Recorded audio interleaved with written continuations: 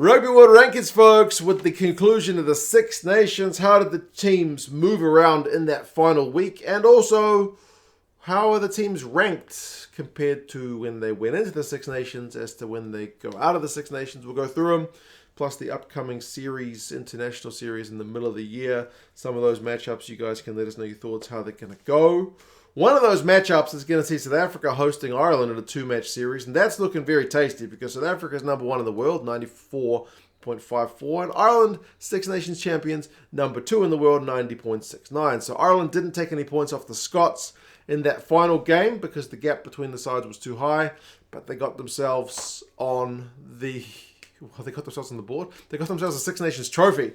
So, yeah, big congratulations once again to Ireland. They are certainly just one of the best teams in the world, as the Rugby World Rankings shows. Their matchup against the Box is going to be very, very, very tasty. New Zealand is still there in third. Nobody managed to pass them. The French probably could have done it, but their campaign was a little bit mixed. They did come into the Six Nations fourth. They finished the Six Nations fourth. They took some points off England in that final game, up from 87.31 to 87.92. But like I said, it was a bit of a mixed bag from the French. They played some pretty good stuff and played some pretty average stuff. So I'm not sure they'll be entirely satisfied despite the fact that they finished second. England are in fifth. They came into the Six Nations fifth. They come out fifth. Down from that final game, 86.35 to 85.75. So kind of a little bit of a drop, but not enough to get near the Scots in terms of their place on the world rankings.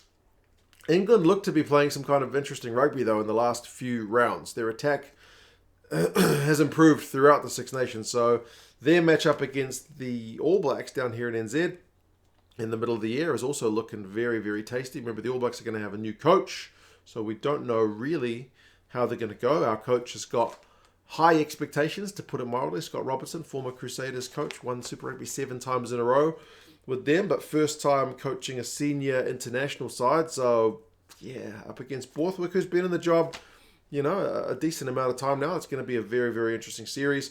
Scotland, I think you'd obviously say a bit disappointing, but they came into the Six Nations finishing... Well, they came in sixth. They finished sixth.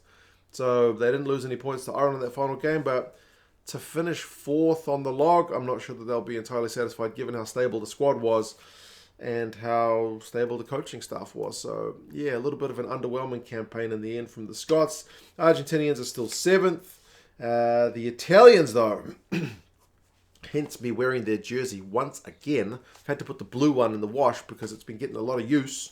The Italians are up. They finished second from last in the Six Nations, but their record of 2 wins and a draw has seen them move up in the world rankings from 11th to 8th. That's a pretty big shift. It's not bad, man. They are certainly the kind of darlings of this year's competition, up from 78.05 to 79.41 over that the Welsh win in that final round. So, yeah, man.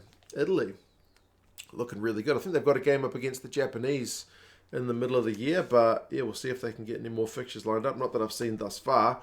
Australia are up because Wales have dropped below them. Wales, with that winless campaign, have started the Six Nations 8th, finished 10th.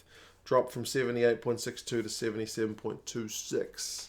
But I do like the look of the matchup against the Wallabies, with Joe Schmidt being in charge. That's also going to be a really tasty series. So I think the way the series have kind of lined up works out pretty well. Like if Wales were coming down here to NZ or going to South Africa, I feel like that wouldn't be quite as tasty because they'd go in as massive underdogs. But who knows what the Wallabies are going to do. Wales need to bounce back. That series is going to be fascinating. So I like the way things have lined up. Other side of the board, Fiji, Japan, no changes. Eddie Jones is talking about getting Japan into the top 4 countries in the world, which seems like a stiff prospect. Yeah. Top 4 teams are the Springboks, Ireland, France, and New Zealand. So for Japan to enter that club would be, it's ambitious. Georgia winning the Rugby Europe Championship have moved up from pre Six Nations 14th into 13th. They did take points off the Portuguese with that win in the final. Some people have asked, where can you watch those games? They're available on the Rugby Europe Championship website. It's free to use. You just need to log in, make an account, but check it out. I'm not sponsored, but share the rugby love for those who don't know. Samoa, Tonga's actually up because Portugal dropped below them. Portugal's one of the main guys that dropped over the Six Nations period with their shock loss to Belgium. They dropped a heck of a lot of points in that game. So they came into the Six Nations period, so Rugby Europe Championship period, 13th, finish in 16th. USA, Uruguay, and then Spain and Romania. Spain took some points off Romania in their final game of the Rugby Europe Championship when they won 40 points to 33. So, yeah, that's the way the Rugby World Rankings are sitting at the end of the Six Nations. We won't be looking at the Rugby World Rankings for a wee while because there's going to be no men's test matches on, at least at the kind of top level, for a wee while. But we certainly look forward to them. As I said, there's some potentially interesting series. Argentina will be facing the French, England, New Zealand, South Africa, Ireland, Wales, Australia. I believe the Scots are rumoured to be going to North America, but I haven't seen confirmation of that. If you do know, let us all know. But yeah, you guys let us know your thoughts on the rankings, about the Six Nations, about the Rugby Europe Championship, anything else. If you want some other stuff to watch with Ain't Rugby, check that out. No whiteboard, but it's alright. You guys take care, and I'll talk to you guys again soon. See you later.